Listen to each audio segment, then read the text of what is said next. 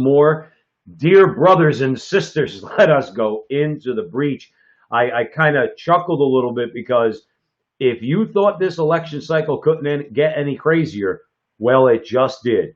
Now, for those of you who are living on an island somewhere, we're going to report to you that RBG, Ruth Bader Ginsburg, has died. She died over the weekend at 87 years old from her, I think, her third bout with pancreatic cancer. Joe and I are not paying lip service to anything. We are praying for her eternal soul. And we don't care who that bothers, okay? We know exactly what she stood for. We knew exactly what she represented. And we are praying for her soul. So let's get that straight right off the bat. Having said that, we started off by saying the election cycle is going to get crazy. It already has been crazy. Now it gets crazier. We didn't plan on talking about this, but obviously this is big and it's in the news. So we want to give you our take on it, okay? And our take is very simply this, and we could go 10 hours on this subject, okay? But we're going to keep it brief from the front line with Joe and Joe. My main point is a very simple one. The Democrats have thrown out all civility, decorum, tradition, rules. Just look at the impeachment, in the House, and you can see how they threw away the rules. They don't have any rules. And our message to Mitch McConnell, we don't need to send a message to Donald Trump. He already said he's moving forward with a nominee. He'll be putting up somebody this week. Joe and well, actually, I don't know where you are. I think it's going to be, let's see, let's call her ACB. ACB replacing RBG, Amy Coney Barrett. He basically promised her the spot. All right, he promised her Ginsburg's spot if he had the power to do it. And Donald Trump's going to put her up, or a woman. He did commit to a woman. Mitch McConnell has said that the Senate's going to vote on it and the election be damned. He didn't say those words. I'm saying those words. Why? Because you don't need to look too deep into the Democrats over the last few years, especially under Donald Trump. They have no boundaries. Mitch McConnell should not adhere to any Senate rules, Senate tradition, Senate decorum, Senate civility, out the window. Rally the Republicans, get this vote, and get this nominee on the Supreme Court. And you want to know if they're worried about the American people? The American people will have something to say about that action on Election Day. They'll either love it or they won't. But again, I'm not speaking for Joe, but I think I am for the most part. We've discussed this somewhat. Mitch McConnell needs to move forward, and he needs to whip those senators like Murkowski, Collins, Mitt Romney. I cringed. My stomach just turned when I mentioned Mitt Romney's name. And Ben Sass. And he better make them understand you are Republicans, and a Republican president is going to put up a highly qualified nominee, and you will vote for that nominee. That's what I think he should do. Well, I'll tell you, I do think that they are going to put up a nominee. I think they're going to go with the Cuban from Miami. That's my thought. It's going to be either Amy or her. I think because it's a swing state. I think because she's Hispanic, she's young, and she's a woman. Those are my thoughts. Joe made a very good point when we were talking about this earlier that Barrett has already been vetted. That's a valid argument. I still think he's going to go the other way. Either way, they're good picks. He will move forward. And here's the thing. Maybe it was a custom to not put forth a Supreme Court justice in an election year, but it's not a requirement to not do so. What I mean by that is Trump, not in the Constitution. And it's perfectly licit. It's perfectly licit. So I do not begrudge Donald Trump for doing it because he can do it legally. Right. Now, what are the consequences? Things that bother me. If the Democrats do win the presidency and they win the Senate, they're going to take away the filibuster to punish you. The next thing they're going to do is they're going to pack the court. You see, that destroys the fabric of America. And this is my problem with this party. They're willing to burn down the House to get their way. This is a problem, and frankly, it's not going to go away with replacing Ruth Bader Ginsburg. This is a problem that runs very deep, and frankly, it bothers me and it scares me because it's a matter of wills.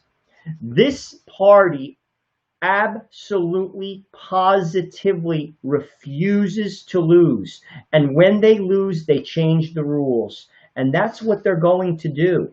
This is not going to end. Well, then we have to make them lose. I hope we have to make them lose. Tim Gordon made a good point on our show. He said the left loves to win, and they're very good at it because they don't leave any stone unturned. Tim Gordon's example, he goes, if they see 2 inches over there that they haven't gotten to, they say, why haven't we gotten that yet? The Republicans, Mitch McConnell, and I think he's got his head on straight in all this, but the other ones have to understand, okay? They want to pass off Donald Trump as a threat. As Joe just said, they'll burn down the House. The House meaning the government and the entire nation. We know that about them. We know this is what they're all about, okay? So you know what? Mitch McConnell would not be burning down the House. Mitch McConnell will be adhering to the Constitution, which says the president nominates a judge, the Senate gives advice and consent, and then votes on it, okay? And doesn't matter if it's an election year, like you said, that's custom. Well, guess what? Custom has gone out the window. We are long gone from the days. Let me give you an example. We were talking earlier today, okay? Ruth Bader Ginsburg was approved by the Senate. I think it was 97-0. Antonin Scalia was approved by the Senate 99-0. That was in the 90s. Those days are long gone. They are long gone. That is not the way the Senate operates now. Now it is completely partisan. It is completely political. So you want to know something? And obviously, it all has to do with abortion. All of it has to do with abortion. So you know what? Mitch McConnell has to say, this is our constitutional authority to do so. We are going to do it, and we don't care. Again, they'll have to be held accountable by the American people on November 3rd. If they get a judge on the court by November 3rd, the American people will either love it or they'll hate it. I think it's worth the risk. I think you got to move forward. I think so. I want to make one other point to you. Tell me what you think.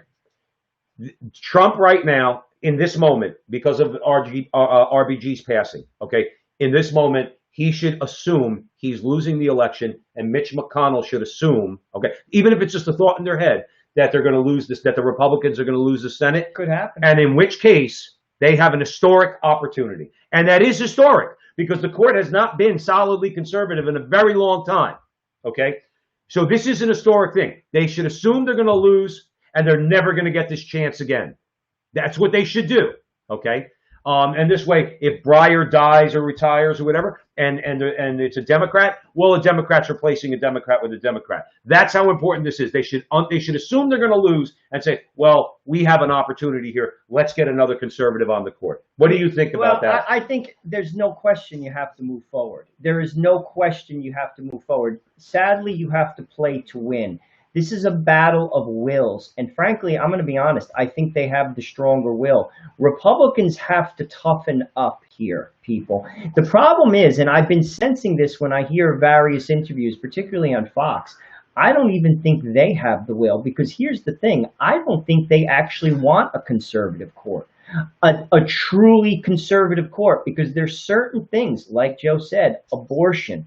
This is something that scares worldly people, secular people, people who live in the mainstream, people who, frankly, use sex as a recreational activity. There are people who are not faithful in their marriage, and abortion is the out. And I'm telling you, even quote unquote conservatives, this shakes them to the core. And you see, the problem here, this is my view. No politician can fix the mess of our republic. I sometimes think about, and you know, like, to be honest with you, what Joe and I do. I reflect on it a lot, actually. And I say, what are we doing? Are we helping? What we try to do is convey the truth. That's what we try to do. Obviously, we have our own biases and our own opinions as well. With that said, the problem here is beyond a man or a woman. This is a sin problem.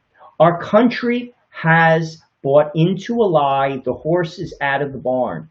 And frankly, Donald Trump is not going to solve the problems of America. I do think he buys us time. And what I mean by that, it's the judges. You see, the judges, that's why I am voting for Donald Trump. There are other issues, I'm not going to say, but my primary issue are judges. And Joe and I, by the way, for 2 years have been saying that.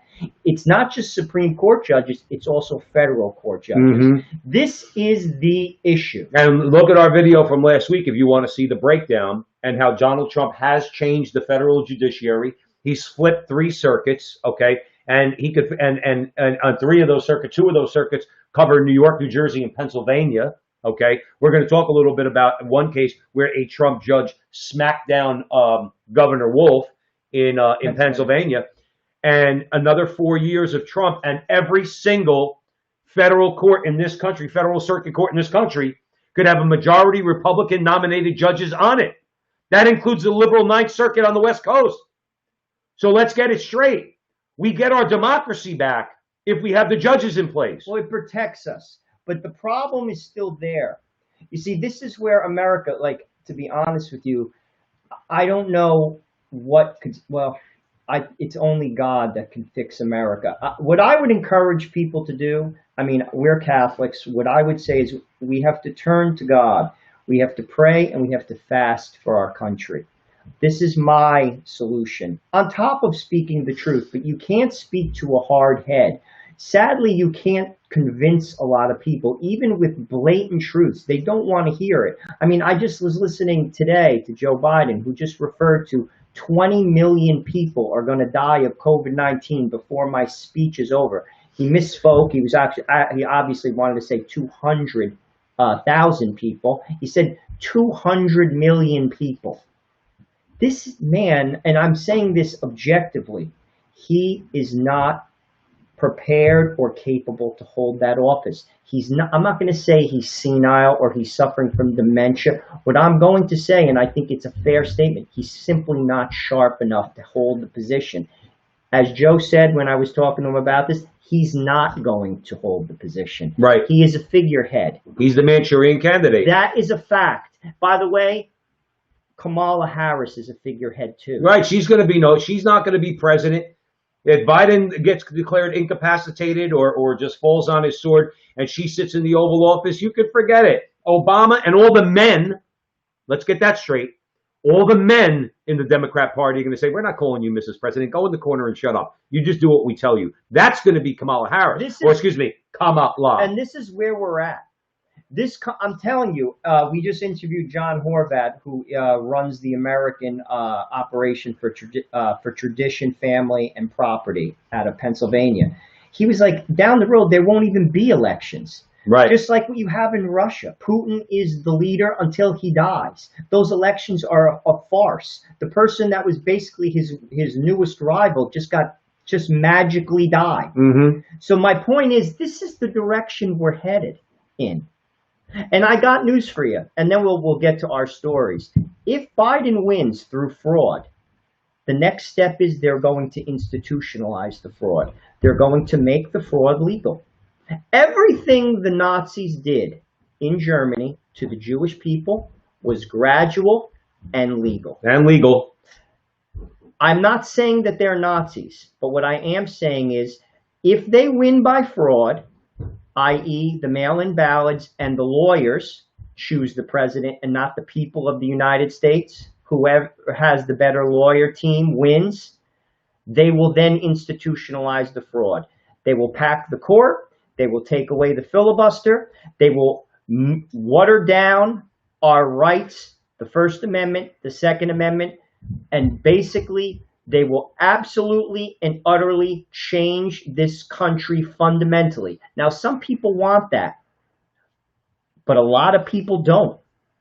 And this is where I plead to those who are voting for Democrats who are not thinking through the policies, who are simply voting for Joe Biden because they don't like Donald Trump, and simply that's the only reason why they're voting for Joe Biden. Please do some reading. Think about what you're doing. If you don't like Donald Trump, don't vote for him. Write somebody in. Write your next door neighbor in. Meet your duty. Write me in. But don't just vote for Joe Biden. Because I'm telling you this, my friends, and this is not, I'm not speaking as a Catholic. I'm not speaking, frankly, like I'm speaking as an American. Their ideas are fundamentally different than what our country has believed and has lived by since the beginning. Yep. If you're for that, Go for it. Right. Keep this in mind. They're going to tax the living daylights out of you. I hope you're rich. They're going to tax the living daylights out of you. The middle class is going to shrink. Middle class is going to be gone. Correct. Middle class is going to be gone. Biden gets elected. We should move on. All right, but did you have anything else you wanted to add? All right, you're listening to the Frontline with Joe and Joe. Joe Pasillo, Joe Resinello live, Facebook, YouTube, and a whole bunch of other platforms. 8 o'clock on Sunday night. We have a lot of people right now. Too many to mention, so I apologize in advance. Sandra's here. Thomas is here. Thomas listens to us on the Crusade channel. Don't forget about the Crusade channel. Mike Church's station out of New Orleans. You could do a free subscription, a 30-day free trial. He's got a great channel. Joe and I are on there on Mondays. And, Sandra's here, Vinny's here, a whole bunch of people. We love you all. I'm sorry I can't mention you all because by the time I get done reading your names, it'll be 9:30. But we love you to death. So we're going to talk about what's going to happen. All right. And one more time, pray for the soul of Ruth Bader Ginsburg. We are all forgiven. Okay. Here's a little, what would you call it? A little preaching to you. Okay. Don't be the servant who refused to forgive the servant who owed him money after having been forgiven by the master. Okay. Pray for Ruth Bader Ginsburg. Okay. Any one of us at a moment in our lives, let's say when we're not doing the right thing, could end up in hell. We don't wish that and pray for that for anybody. So as good Catholics, pray for her soul and pray that God shows mercy on her soul. And that comes from our hearts. Okay. So we would ask you to do that. So let's get into, look, a couple things that are going to go on. Joe just touched on it a little bit. Number one, if the Democrats lose, all right, there's going to be riots. And they're threatening that. So we're going to break that. Am I right? Absolutely. They're threatening that. They're threatening the American people right now. Straight up. Okay? Because you know why they're doing that, by the way? Because they know even the mail-in fraud's not going to work. They know that. They know that it's not going to work. So now they're resorting to threats. You got a Soros back. Could we say George Soros? Because somebody said Newt Gingrich got cut off of Fox News because he mentioned George Soros. And now if you mention George Soros in a critical way, you're an anti-Semite. I don't know how that works out. Last time I checked, George Soros is an atheist. However, you're an anti-Semite if you mention George Soros. But Joe and I are going to mention George Soros. Bill Barr is our second biggest reason for voting for Donald Trump. Okay? We need that guy, and we need him for another 4 years. He ain't playing games. Okay? So Barr basically has said that the greatest intrusion on civil liberties is this coronavirus lockdown. That's since slavery. And he knows what he's talking about because he's Bill Barr. He also slammed Democrats. We're going to get into that. Alan Dershowitz is suing CNN. And I really want to talk. We want to talk about everything. I want to talk about that story. He gets it. That is a big story. And we're going to tell you why. And good. A judge. Okay, see? Judges handed down those Lancaster rioters. He imposed on them $1 million bail each. Now that is a judge who knows how to fight against leftist thugs. So let's get into it at the Frontline with Joe and Joe. Remember, like, subscribe, share, follow, tell your friends, family, even people that are your enemies. Tell them we found these great guys, Joe and Joe. You can listen to them at 8 o'clock live on social media. Do that for us. And if you're on YouTube, subscribe to our page. Please hit the little bell. They might not let us run through their algorithms, but by your actions, by doing things like that, that will help us in the algorithms. So having said all that, let's get into the fact that we're all being threatened by the left. They've threatened us. As Joe said, the Democrats will riot if they lose. Therefore, Republicans should let Joe Biden win. Really? The Atlantic published an op-ed that argues that law and order Republicans should vote for Democratic presidential nominee Joe Biden because the Democrats will riot if he loses, refusing to accept the results of if President Trump wins re-election. In an essay entitled, "The Democrats May Not Be Able to Concede," Shadi Hamid writes, this is in The Atlantic, "A loss by Biden under these circumstances is the worst case, not because Trump will destroy America, he can't, but because it is the outcome most likely to undermine the faith in democracy, resulting in more of civil unrest and street battles that cities including Portland and Seattle have seen in recent months." Let me stop you right there for 1 second, Joe, before you continue, okay? If Trump is elected, that undermines our democracy. That means if he's delusional. No, he's a loser. On top of being delusional, he's a loser. This is their narrative. If Trump gets reelected, that means if you all go out and vote for him, or we go out and vote for him, or the good people of Wisconsin, Michigan, Minnesota, which according to Rasmussen right now is tied. Trump can lose Pennsylvania, Michigan, and Wisconsin, but if he wins Minnesota and the rest of the states he won in 2016, he still wins the Electoral College. Here's the point. It's undermining our democracy because the people of the United States of America voted for Donald Trump. Do you see how evil they are? And it goes to the point that we've always said, and many people have said, this isn't about the fact they hate Donald Trump. They can't stand you. They can't stand you. And frankly, they just can't accept the fact that they're not getting their way. I had to endure 8 years of Barack Obama. I didn't hurt anybody. I didn't burn anything down. Frankly, I just stopped watching the news because it used to make me ill. That's what I did. Other than that, that's all I did. Mm-hmm. And frankly, as a Catholic, Barack Obama directly attacked my church. I still didn't hurt anybody. I didn't riot. I didn't burn anything down. That's the difference. This man is delusional. He goes on. For this reason, strictly law and order Republicans who have responded in dismay to scenes of rioting and looting have an interest in Biden winning, even if they could never bring themselves to vote for him. He's basically saying, please vote for Joe Biden, because if you don't, we're going to hurt you. He's threatening you. He's threatening you. And someone recently just said, is it Gretel? In the chat room right here, they're scared.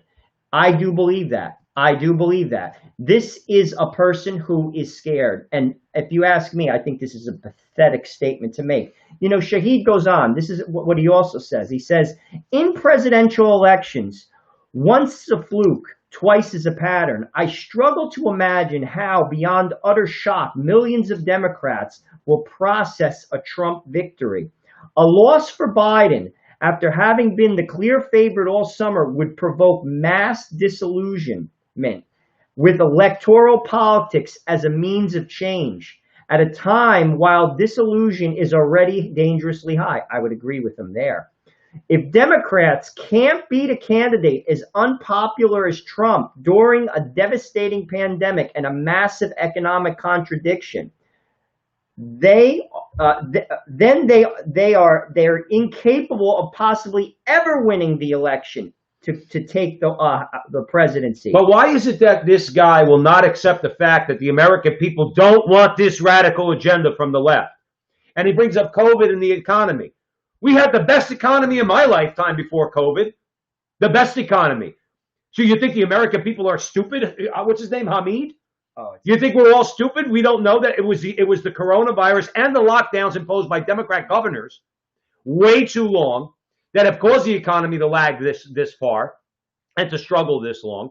Because if it was up to Trump, okay, the economy would be fully open already, all right, and the numbers for COVID would be down even more. It's you people who have kept this going. It's you. So the thing is this. So here's my point. Donald Trump, to your consternation, okay, has gotten credit for COVID. They can't stand the fact that it worked for a while. Them attacking Trump, Joe, okay, and driving Trump's numbers down worked in July.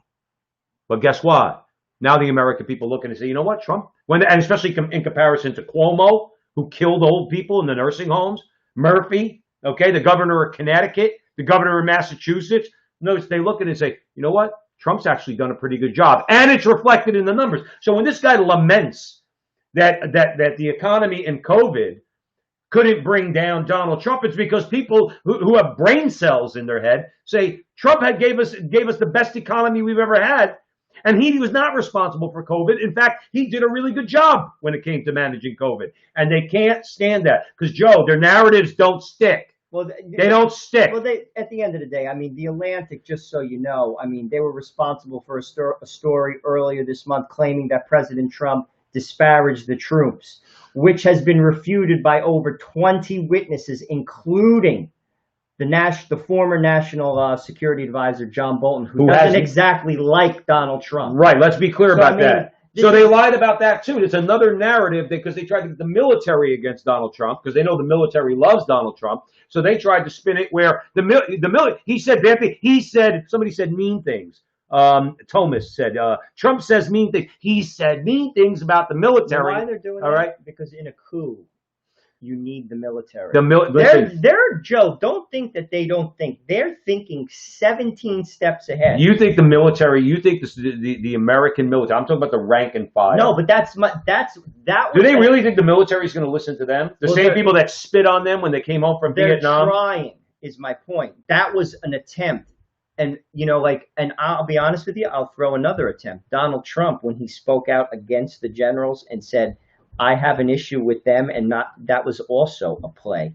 Donald Trump is smart. Believe me, if there was ever a coup, whoever controls the military controls America. Right. That's how it works. When you look at other countries, you always notice that the general becomes the president. Yeah. Because they have the guns. I mean, when push comes to shove, the justice with their robe isn't going to demand that someone is the president. Right. It's the military. Right. That was a play. If you ask me, no. That was a subtle play. Yeah. And it was bogus. It was refuted by 20 different people, including John Bolton. The Atlantic is a rag. And this gentleman, sadly, is disillusioned. He, or delusional. Fair enough. I mean, his, reality, they're looking through a skewed view. All we try to do is present the truth. That's all I'm trying to do. Listen, if Donald Trump lost this election fairly, if we had a regular voting process, which we don't now, I got news for you. Lawyers are going to determine this presidency. I got news for you, people. And I'm going to throw this out to you. From November to January, buckle up, because there's going to be violence in this country. Well, there already is. It's not going to be us. It's just going to get worse. But it's going to get crazy. And that's the shame of it, and they know it. Right. They know it. Yes. Lawyers are going to determine, they're going to dispute this election in a number of states. Lawyers are going to determine who the presidency. Well, I hope who Trump wins the presidency. I hope Trump has the most savage lawyers there are. Oh, he does. I hope Amy Coney Barrett is sitting on the Supreme Court. So if they do decide to throw it to the court, guess what? Then no matter what John Roberts does, you're going to get a majority on that court that are going to side against, not for Donald Trump, against the left. Quick shout out, because we love Barbara so much. Barbara's been with us from the beginning, watching us through and through. All you good people out there, do what Barbara did. Barbara said, Barbara from Wisconsin, hello from Wisconsin. I'm watching on my iPad and Facebook, but I went here to YouTube to check so I can help you with the algorithm. So all you people, not now, later, go and like this video, okay? And subscribe. You're listening to The Frontline with Joe and Joe. Joe Pasillo, Joe Resinello. I think there's enough good people in this country, and we'll get into we'll get into it in a little bit later, like Bill Barr and others like him. I don't think it's a lost cause. I do think they're going to try to cause as much chaos as possible. And yes, to a finer point on it, Amy Coney Barrett or whoever his nominee is has to be sitting on that court sometime in November. Okay, because remember, even if Biden wins, it won't be till January, sometime in November. And if it does go into the courts, if the lawyers get involved, number one, Donald Trump is going to have the most savage lawyers that anybody could ever have, because he's a savage, and he's going to have savage lawyers, okay? And you're going to have 5 conservatives, not including John Roberts, on the Supreme Court. So they will lose. There'll be violence. We're not going to be shut down because they threaten us with violence. We already know there's going to be violence because there is violence, okay? But we're going to have our president in place. And then, without having to worry about re-election, I wouldn't want to be a reaction. I wouldn't want to be a violent revolutionary in Donald Trump's second term. Because like we were talking about, because then you're going to jail, and then you're going to get $1 million bail. Well, Soros-backed coalitions are preparing for a post-election day chaos. This is what they said, and these are their words, not mine. We're going to fight like hell.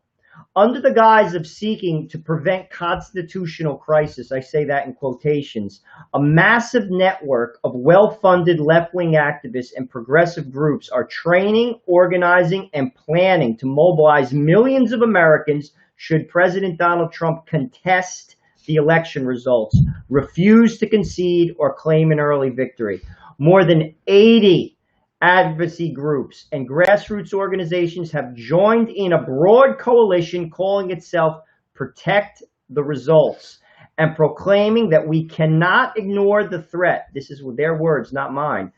We cannot ignore the threat that Trump poses to our democracy and a peaceful transition of power. This is such projection, I could vomit. The coalition is a joint project of two groups, Indivisible and Stand Up America. These are two left-wing organizations founded in response to Donald Trump's 2016 victory.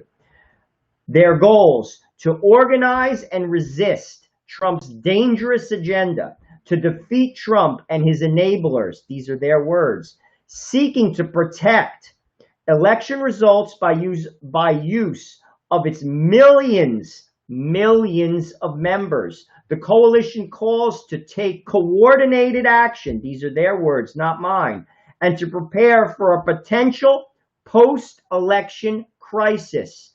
Be prepared, warns a video on its homepage. Those are scary statements. What I don't understand is this. If the polls are showing, now this is what I don't understand. If Trump wins all the states he won in 2016, and then he picks off Minnesota, which is tied right now, and somebody mentioned, I think it was Thomas mentioned that Michael Matt actually held a rally in Minnesota. Good. Okay. Love Michael Matt, follow the Remnant. Remnant TV. You can find him on YouTube. Michael Matt's a good Catholic guy. His family goes back decades. They're one of great Catholic family. If Trump wins Minnesota alongside of that, and Trump has been in Nevada, and he picks off Nevada, okay. I'm not a scumbag leftist. I don't know how they could look at that and say, well, we could flip this. Like, I don't know how they would do it if Trump wins 320 electoral votes to like 220. What are they going to say? That there was fraud? And who will be the ones, is my question, that are questioning the legitimacy of the election? Who will be the ones who will not concede? It's going to be them. Well, that's why they're projecting this on Trump. It actually gets worse. I mean, just so you know, for the record, Indivisible and Stand Up America are part of the Democracy Alliance, and that is Soros funded. Just so you know. I mean, I want to read you some of the statements. This is such projection. When I read this, I mean, I was just like, these people are frigging delusional. This is what they say. Our resistance is key in protecting the outcome of this election, said Hashari Michelle Hatch, the executive director of Color of Change. We will mobilize to safeguard Black people from the chaos and the pain that will inevitably ensue should Donald Trump choose to disregard reality in November. It's you who are disregarding reality. It gets worse. Trump's laying the groundwork now to steal the election. We need to lay the groundwork now to fight back. That is Sarah Dole, the co-founder and chief communications officer of Indivisible. She's not done. She says, Trump is already laying the groundwork by declaring the election is rigged. So we are sounding the alarm now, claiming that for years Trump has sought to undermine our elections again and again. We would mobilize, take to the streets, put pressure on state and local election officials to make clear that the American people are not going to let Donald Trump steal this election. Lastly, Donald Trump is not running a re-election campaign. He's running a power grab. This is Ben Weasel, appropriately Weisel. I like Weasel better. The executive director of Next Gen America, a coalition group founded by the billionaire Tom Steyer, who failed as a Democratic presidential nominee. Well, he's going to fail. He's going to fail again. But he's a major donor to the Soros organization, DA. Well, he's a billionaire. I mean, this is the projection. I'll be honest with you. If you ask me, they're telling us what they're going to do. They are not, even if Trump wins, and this is my prayer. I'm going to tell you, a lot of people are saying, pray, pray, pray in the chat room. My prayer is this, that Trump wins outright, that there is no doubt that he won. Like Joe said, he wins states like Minnesota, Pennsylvania, Wisconsin, Ohio, Florida. Like, they are just outwardly. It's a drubbing. I hope it is, because when that does happen, they're still not going to accept it. They're still not going to accept But it. it'll be, Telling us. but it'll be a lot less likely for them to make any headway. Okay, if in fact the numbers look like that. I hope you're right. Okay. I hope you're right. But remember what Hillary Clinton recently said. She said, "Do not concede." The battle isn't November 3rd, my friends. It's after. You see, the lawyers are going to decide this election. And this is what we're going to talk about it in the next segment with DA Barr. Basically, or AG Barr. Basically, what they're doing is they're undermining the confidence in the election. That hurts America. And they're doing that on purpose because they know they have no shot of winning. They have no shot. And they know it. And they're using this to undermine the confidence, to basically say the election was rigged and it was a scam. And that's what these people are saying. And Donald Trump stole it. So we are not going to tolerate it. Right. That is what's going to happen. Right. And this is an affront to America. It's an affront to all people who actually vote. What they're basically saying is this: I don't care who you elect. We will tell you. We'll tell you who your president is going to be. And that's why this is a nefarious group of people. That's right. This is a dangerous group of people. And they are ruthless. That's right. That's right. And everything they do is projection. We've said it a million times, and that's exactly what the story is about. They're accusing Trump of not going to, or they're saying that he won't be willing to concede the election when it's they themselves who, like you said, they're saying it. Now, I don't care what side of the political spectrum you're on. I mean, I do to a degree when we're talking about issues. When it comes to elections, you shouldn't be for this. If you're a Democrat, you should not be for this.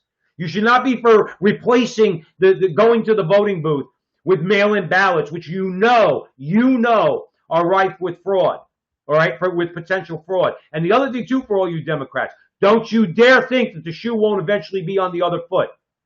Don't you dare think that. Like we said in the beginning, throw it all out the window. If this is the road you're going to go down, this is the precedent you're establishing for the future. And Republicans are going to do it in the future, and you're going to piss and moan then. Okay? Well, let's talk Bill Barr, all things Bill Barr. He was in the news this week, and he had a lot of very important things to say, and we want to communicate that to you and have a little bit of a discussion. To begin with, Barr weighed in on the coronavirus lockdowns. This is what he had to say. Barr recently stated, other than slavery, which has a different kind of restraint, these are his words, the coronavirus lockdowns were the greatest intrusion on civil liberties in American history. Throughout the coronavirus pandemic, Barr has expressed alarm at the restrictions imposed by state authorities on the First Amendment rights, particularly the freedom of religion. He explained that while there might be a reasonable and temporary restrictions placed on our First Amendment rights for the sake of public health, they should not become an overburdening infringement. Right. He's spot on. Yeah. He's spot on. And there, just to give you some evidence of that, and we're going to go to Pennsylvania. Earlier this week, a federal judge ruled that Pennsylvania's coronavirus lockdowns were unconstitutional.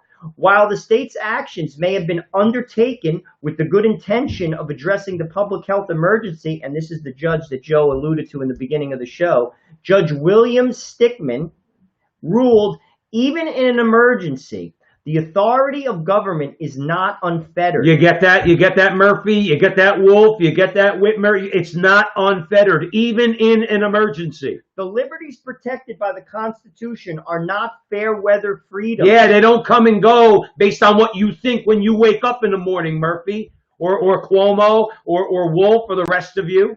And he says, in place when times are good, but put aside in times of trouble. By the way, can I read the punchline? I've been waiting since I sent you this to read the punchline.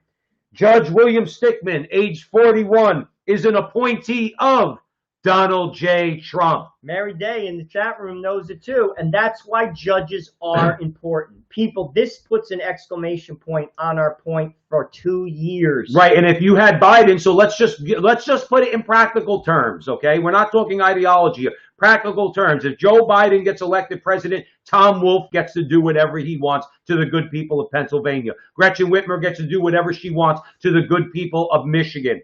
Okay, Murphy gets to do whatever he wants to the good people of New Jersey, and so on and so on. Okay, that's why. Do you want to be on lockdown? Do you read the numbers? Do you see the numbers are now no worse than the flu? Do you want to not be able to go to work? Do you not be able to want to go to church?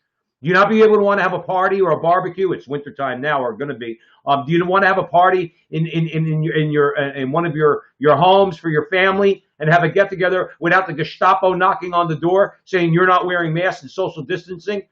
Do you want an America where a mayor of a major metropolitan city like Chicago says, we will cite you, we will arrest you, and we will bring you to jail? Now that's Lori Lightfoot, who said that to her own, she threatened her own constituents because they don't agree with her lockdown orders, and they had a party. And she threatened them with jail. She doesn't threaten the thugs who are killing one another. Okay? Every weekend. She doesn't threaten them with jail. She threatens people who want to have a get-together who say, listen, we know this is all BS, and we're getting together. Your reaction to Corona is nothing but BS, and we're not dealing with it. Is this the America you want? If so, be like a couple of people who are in the chat room right now. By the way, watch your mouth in the chat room, okay? But be like some of the people in the chat room. Go vote for Biden if that's the America you want. Go ahead. But don't begrudge me because I don't want that, okay? And that's practical. This lockdown's got to end. Well, Barr isn't done because he further slams the Democrats this week. He did an interview on WGN radio, and basically he said that the Democrats were demanding Joe Biden or no peace, adding that this is very telling. This was a very good interview. And I also invite all of you people, read what Barr puts out there. This guy has the potential, Joe, if you ask me, to go down as one of the best attorney generals in the history of our country. This is his second time around, and that's not by accident. No. He knows the law. He's the smartest guy in the room, and if you read the stuff he puts out, it's spot on. He basically goes on, he says, creating an incendiary situation, he's talking about the Democrats, that would lead to rule by mob and a socialist path. He says, the so-called resistance, which is not a proper term to be used in our democracy, instead of loyal opposition, it became actual resistance. There undoubtedly are many people in the government who are trying to thwart the administration, and they're turning now to mob violence, and the countenance of the mob violence is another disturbing development. Because I think, this is what he says, increasingly the message the Democrats appear to be saying is this: Biden or no peace. That is the rule by the mob. And we're approaching that. And he is spot on. Yes, Joe. He is. And he is spot on. That is exactly what is happening. And he's saying it clearly. And that is why they attack him so vociferously. There's a $64 word for you. Gretel says Barr's a genius and doesn't back down. Exactly right. Listen, this guy, same thing goes for Barr that goes for Donald Trump. Donald Trump is a billionaire. Donald Trump came into office at what, 70 years old? Yeah, 69 years old? Okay. Donald Trump didn't need this. He doesn't need this either. He doesn't need it. And guess what? Bill Barr was retired. Okay. He was Attorney General. So he reached the top of his profession, and he doesn't need this either. But guess what? They actually do love America. So I really know Biden is a career politician. He needs to be president. Kamala Harris is a career politician. She needs to be president. Barack Obama is a career politician. He needs to be president because that's all they think about. Donald Trump wanted to be president because Donald Trump thought his ideas would be better. And you want to know what? History will show, even in the face of all these attacks on him, Russia, impeachment, COVID, all of it, okay, that Donald Trump has been a good president. He has been a good president. Oh, there's no doubt in my mind. Okay. I'm sorry. And the thing is, he didn't need to do that, and Bill Barr doesn't need to be Attorney General, but Bill Barr is. You want to know why? Bill Barr loves people. The left hates people. And Bill Barr wants a good America where people can live free from mob rule. Well, here's Barr. I think Barr is listening to our show because he's echoing some of the things that we've been saying time and time again. This is if he's watching the show right now, Attorney General Barr, hit us up in our email, okay? And you're coming on the show. That's what he says. He says the effect on inner city communities has been devastating. Barr said because unlike wealthier liberals, they could not buy their way out of it and move to gated communities. That's what's going on in Manhattan. People are leaving Manhattan in droves. Why? Because they have the money to do so. Right. People in the Bronx are staying right where they are. Barr hits it right on the head. He goes on. People in urban communities most affected by crime wanted more police, not fewer. While they wanted police reforms and felt the police had been insensitive, they did not want to weaken the criminal justice system. Barr added that this is the most important election of our lifetime. And as Attorney General, I'm not supposed to get into politics. However, I think we are getting into a position where we are going to find ourselves irrevocably committed to a socialist path. That's right. And I think if Donald Trump loses this election, that will be the case. In other words, I think there's now a clear fork in the road for our country. He's telling you this. And we've thought in the past we've been at forks in the road. Real quick, Mary Day's joining us. Hi, Mary Day. We haven't seen you before. Welcome to the Frontline with Joe and Joe. Oscar says, hola. Hola, Oscar. Mary Day hit it on the head. Barr and Scalia are cut from the same cloth, understanding natural law. Now, when you talk about what Joe was just talking about, Mary Day, about socialism, why does the Catholic Church condemn socialism? Because so many tenets of socialism violate the natural law. For centuries. Private property. In other words, when you talk about, like, say, the natural right to private property, the state replaces God. Right. I mean, so it's all violations of the natural law. Barr understands that. Scalia understood that. Okay. So that's why Barr is railing against socialism. But having said that, the thing is, we are at a major fork in the road. I'm going to say, not that we haven't been in the past, but more so than we've ever been in the past. Because this is a very clear distinction. You're either going to have more federalism in this country, more states' rights, okay, more respect for states' rights, okay, decentralization of power, draining the swamp, standing up to foreign adversaries, not getting involved in foreign wars. You're going to either have that, or you're going to go down the globalist socialist path, which is going to be endless foreign wars that the oligarchs are going to force us into, that we as American citizens are going to have to pay for through our taxes. You're going to have the whole culture of death agenda imposed on us. This is a very clear fork in the road. Again, not that we haven't been at forks. This is the fork which either leads to our renewed prosperity and a renewed establishment of some sort of a real Christian moral foundation in this country, or it's going to dissolve into anarchy, which will then be reordered with a socialist imposition on the American people. There's your fork in the road right there. And then Barr weighs in on the mail-in ballot situation. He warned that mail-in balloting, the process, is a terrible danger to the integrity of democracy. Once again, I think he's listening to our show. The traditional voting system, he said, has been designed to protect the secrecy of the ballot. All of that is gone in mail-in voting. There's no secret vote. Mail-in ballots were associated by design with the person who cast them. I'm telling you, this is going to absolutely destroy the confidence of the American voter on both sides of the aisle. And that is being done on purpose, because they're going to contest the election and they're going to say, if Donald Trump wins, he is not the legitimate president. Mark my words. Unless Steve Bannon is right, and what you're going to get is a red barrage, which means that more states are going to go red on the electoral level, and Trump is going to win the popular vote. In which case, again, they could have all the lawyers they want. But again, because Trump has put real judges in place, okay, they're going to come up against a Trump judge and they're going to lose. And then they're going to riot. I mean, but they've been rioting now. Gretel's funny. Gretel says, this is a pitchfork in the road. Gretel, remember something. The real difference is, and you're right, by using the image of the pitchfork, The devil thinks he's in control. The difference is God knows that God's in control.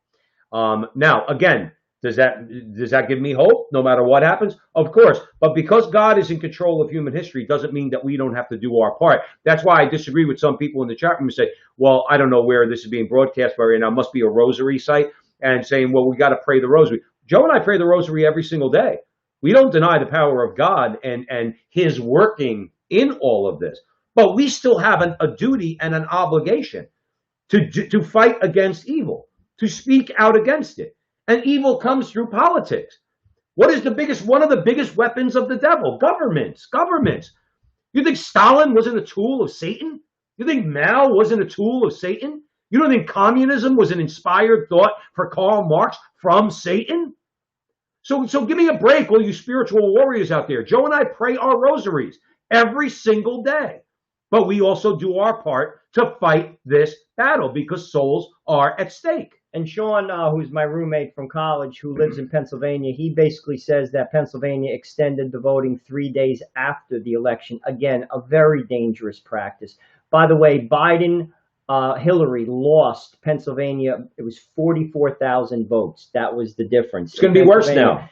And they also refused to have a third party candidate. There was going to be a Green Party candidate in Pennsylvania, and that was basically not permitted. How do you reject somebody who wants to be on the ballot if they have enough signatures? Well, they reject them because it's rigged and they want Donald Trump to lose the state because it's a must win for Biden. And the Green Party is going to take Democrat votes. Correct. So this is what we're dealing with. Do you remember them? Do you remember them begging? Who was it? Who was the Ralph, the consumer advocate? Real socialist. I know what you mean. Right. I remember. And they were begging him on the Bill Maher show. It was Bill Maher and Michael Moore begging him to drop out of the race. And he said, no, I can't stand both parties. Why should I drop out of the race? I know exactly who he was a Princeton graduate. Yeah, but no, very, very, very smart guy. I don't know why his name, I'm getting old. I don't know why his name escapes me. But I will tell you this. He was always in favor of workers' rights. You know, he found overlap. I found astonishingly enough, Pat Buchanan and him. We got to find his name. Somebody in the chat room find his name. Ralph. He was a consumer advocate. He ran the third party a couple of cycles. That's it. Ralph Nader. Pat Buchanan and Ralph Nader used to join Jimmy Hoffa in the late 60s, early 70s to rally for workers' rights. There's overlap there. I don't agree with the guy. He's a socialist, but there is some overlap there. But they were begging him. My point in telling the story, they're begging Ralph Nader, please drop out. We got to beat George Bush. Please back out. He goes, I hate them both. He goes, so I'm staying in the race. I'm paraphrasing, but that's basically what he said. But you're at the front line with Joe and Joe Pasillo, Joe Rossinello. We have a lively conversation going on in the chat room right now, and we thank you for it. We have about 60 or 65 people watching right now. So remember, like, subscribe, share, hit the little bell, YouTube and Facebook. Do all that fun stuff like our good friend Barbara up in Wisconsin did. And we thank you also for supporting us as you all have up to this point. Joe and I are moving forward very rapidly at a really nice pace, making some very good relationships.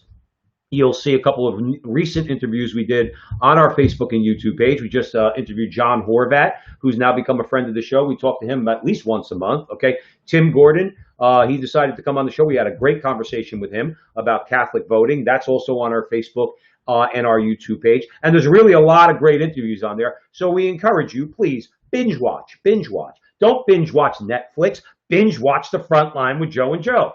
All right. I want to end with one more thought from Barr, because I think this is very important. This is something that Joe and I have been beating the drum on this for a while. He lamented that much of the great thought that provided the foundation of American democracy has been forgotten, or perhaps never taught to young Americans. This is his words, and I'm going to quote them.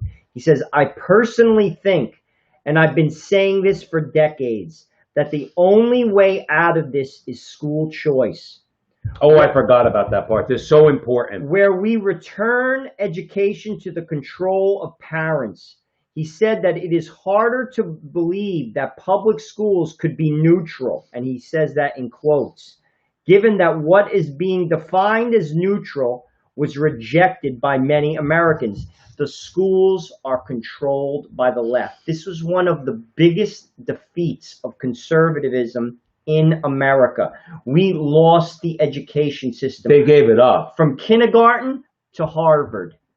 It is absolutely poisoning people. Gretel's talking about, they're saying that her parents come from Cuba. I grew up with a lot of Cuban guys and girls. We went to high school together. And frankly, Cubans, the ones that I knew, were very conservative. They were thrown out of their country. Many of them that were people of means, and they were tossed. I have had friends that went to liberal colleges. They came back completely different people. The schools, even some of, sadly, and I say this with a heavy heart, some of the Catholic schools, they're not educating people in a fair way. Listen, you have to have both sides of the house. You have to have both schools of thought. It's not being done. Kids go to school, they lose their faith, and frankly, they're being taught a bunch of crap in many respects. A lot of these schools, I wouldn't pay a dime. I don't send my school and spend $70,000 a year to send my kid to lose his soul. Right. Not happening. I'd rather him be a carpenter, for crying out loud, than do that. That's what's going on in this country. The education system is dominated by the left. And Mary Day makes a good point. Mary Day, you must have been watching the Frontline with Joe and Joe in prior episodes. The greatest example of institutional or systematic or systemic racism, whichever phrase you want to give it, is the public education system in the inner cities. Those kids are slaves. They've been made slaves by the left and the teachers' unions, who refuse to allow for competition. So they have decrepit schools. They force these young black kids and Latino kids and minority kids into those schools, and they don't get educated. Trump has also said he wants to defund higher education if in those curriculums they're gonna seek to radicalize the students. In America, I'm sorry, you have freedom of speech and academic freedom, but your job is not to radicalize students. And that's what they've done. So you can go ahead, Harvard, if you want, but guess what? Donald Trump says you're going to lose federal dollars. Like Joe always says, cost them some money. See how fast they change. So anyway, you're at the front line with Joe and Joe. Ann's with us. Sean's with us. Rich is with us.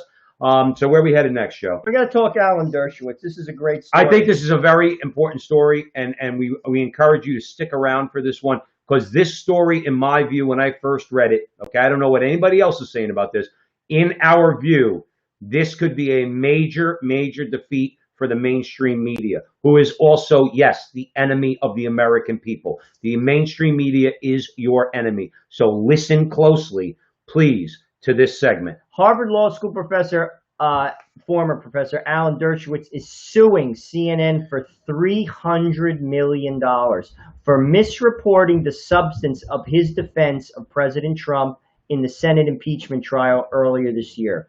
Dershowitz has filed a suit in federal court in Florida alleging that CNN and its various commentators, this is his words, doctored the tape of his comments on the Senate floor in January to portray him as a kind of quote-unquote Hitler, his words, not mine, who believed that a president can break the law at will. So they're calling Dershowitz a Hitler.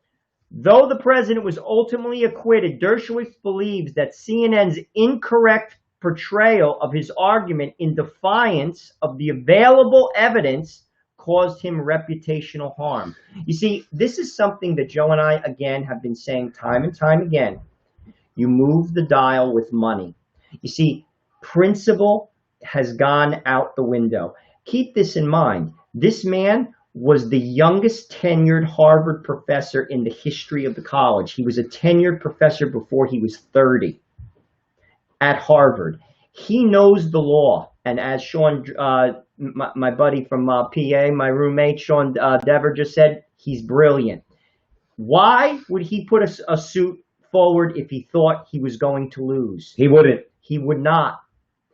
He may not get $300 million, but I'm going to make you a bet he's going to win. This is how you beat them. Now, this is why this is important, okay?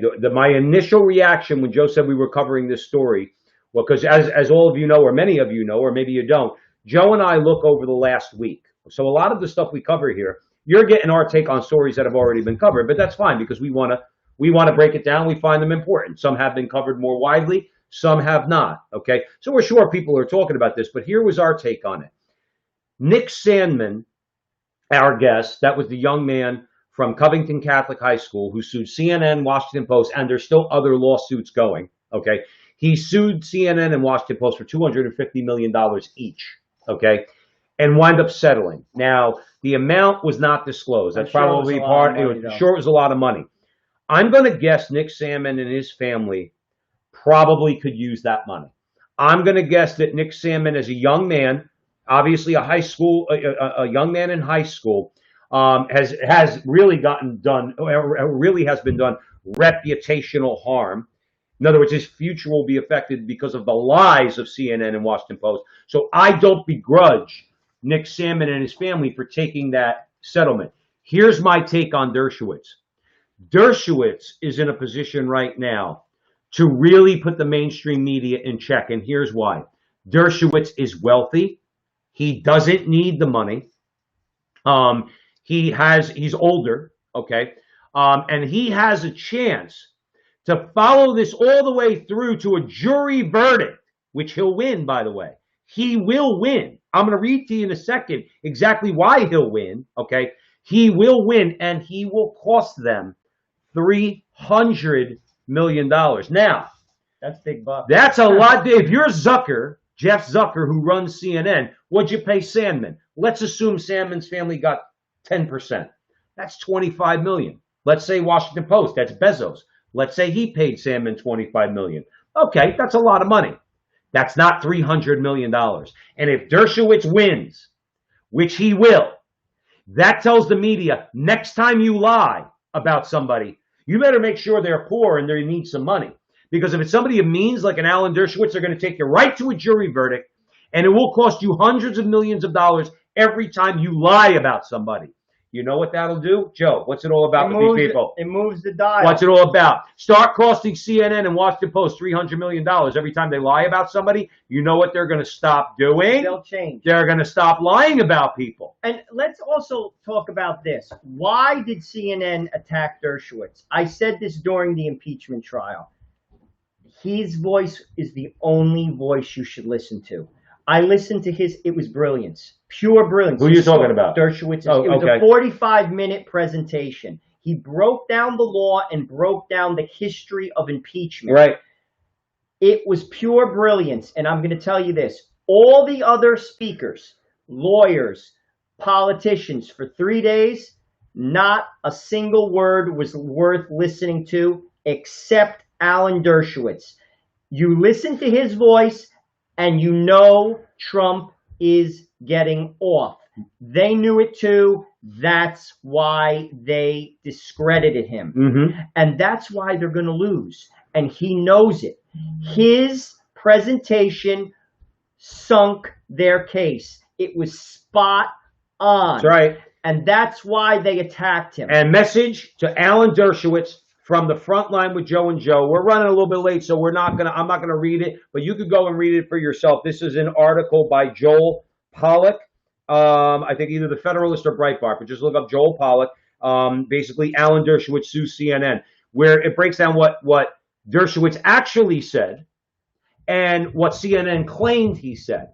And when you look at the two and you put yourself in the role of a judge, you know what's going to happen? You're going to come to the conclusion, Mr. Dershowitz, Attorney Dershowitz, you're going to win this case. So message to Alan Dershowitz from the Frontline with Joe and Joe and all of the good people who are with us here. Okay, follow this suit through all the way to the end and cost them the $300 million so that the mainstream media will be forced to change and stop lying about people. Our last story tonight, and I think it's an important one because I want to make a point with it. A judge, as Joe said earlier in the show, set bail for $1 million each for some rioting that took place in Lancaster, Pennsylvania, in the wake of police shooting a knife-wielding man. So let me give you a little background. First, the officer involved in the shooting was responding to a 911 call placed by the gentleman's mother, who said that her son was getting aggressive and attempted to break in the home. His name was Ricardo Munoz, for the record. His family said that he had a history of schizophrenia and a bipolar disorder and was not taking his medication at the time of this incident.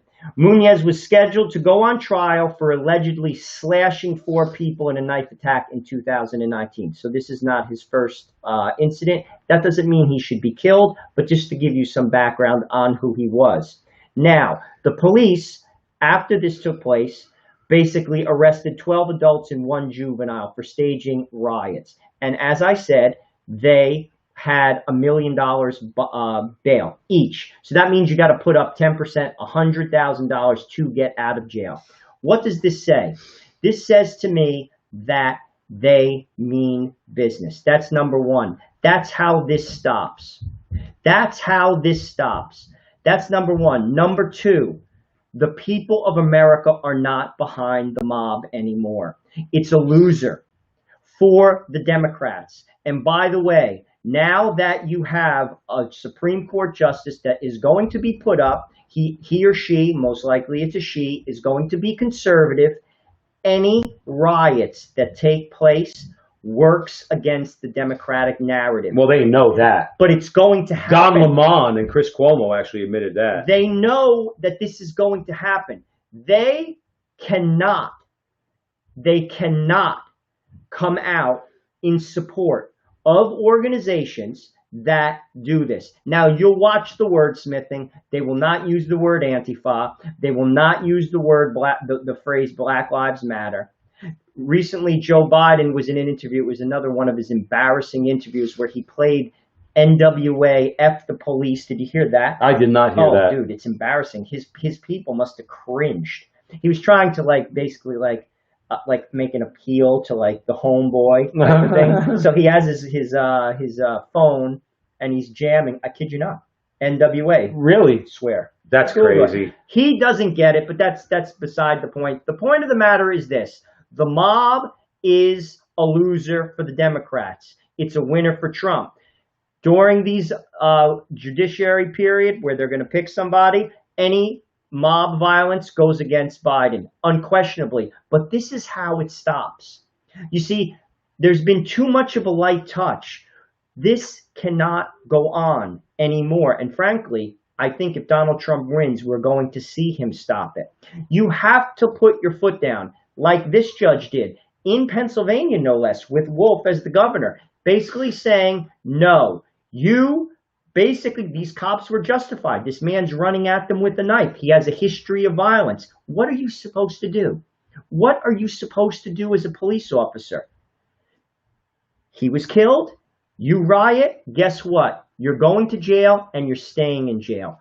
That will discourage 2/3 of the rioters. Once they put their foot down, the 2/3 of these riots end. You'll be left with 1/3. They're the hardcore people. And you deal with them too. Mm-hmm. You cannot have a society without order. Sorry, I know order is a word that the left hates because they want to be able to do anything that they want. Well, unless it's their order, but exactly. Unless it's but their it order. doesn't work. You cannot have a society without order, and this is exactly the type of action that we need. It's good to see. The tide is turning. We're going to see more of it. You watch. It's going to happen. Well, I really don't have anything to add to that because Resinello covered it perfectly. And Joe has taught me, because I listen to my brother Joe. To him. He has taught me not to get angry because we're going to get some negative comments. I only want to address one thing, okay? And this is for a paramedic in the chat room, okay? We're using Alan Dershowitz as an example of somebody fighting against the press, lying about that particular person, okay? I don't have to explain myself to you, but I will. I don't like Alan Dershowitz too much. He championed pornography in the 1970s, okay? He's pro-abortion, okay? We're not judging him or even talking about those things about Alan Dershowitz. We are simply outlining what he did in the impeachment hearing, all right, in defense of Donald Trump, okay, and how the media lied about him. We didn't bring in anything else. I'm not going to defend Alan Dershowitz on any of those issues, and Joe and I will argue with him and find ourselves against him 90% of the time. In this case, given his lawsuit, we are hoping he wins his lawsuit. For you to call us evil for taking that position, I think you're a bit misguided, We love you and we'll pray for you, but I thought that maybe you deserved an explanation as to why we were defending Alan Dershowitz in this particular case against CNN. We'll leave it there. Is that okay? I didn't get angry that time. No, it was well done. A couple weeks ago, I got real angry. Joe said, Joe, you can't get angry at people in the chat room. And I didn't get angry at you, paramedic. Well done. Because we love you. We love Robert DiPaola. I have to mention Robert because Robert said Bayonne's in the house. Bayonne! And everybody else. Obviously, we didn't get to everybody. But we know we see all your names up here, and we love you very much. We appreciate your prayers and your support. Joe and I are actually going to join Father Stephen Imbarato on October 1st. And as long as the plans still hold, we're going to go down and we're going to pray a rosary, the entire rosary, not just one mystery, in front of Joe Biden's house. So we talk about sacrifice, not because we're better than anybody, but to be clear, Joe's going to sacrifice a day's pay, and so am I. And we're both going to take off from work, and we're going to go down and join Father Imbarato. And a bishop. And we're going to pray for Joe Biden. That's why we're going there. We're not going there because we hate him. We're going there because we love him and we want his conversion. And we think that that's a worthy thing to do. And Joe and I are also going to be having, for all you Jersey people, there's going to be a rosary rally in support of the police in front of St. Michael's.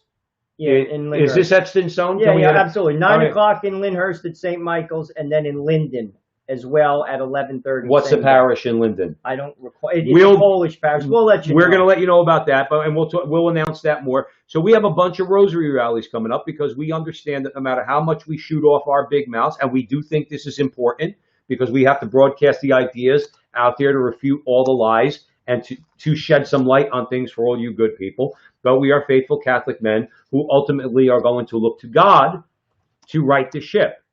And hopefully, prayerfully, we say, we hope he uses us in any way he can, okay? And we welcome it.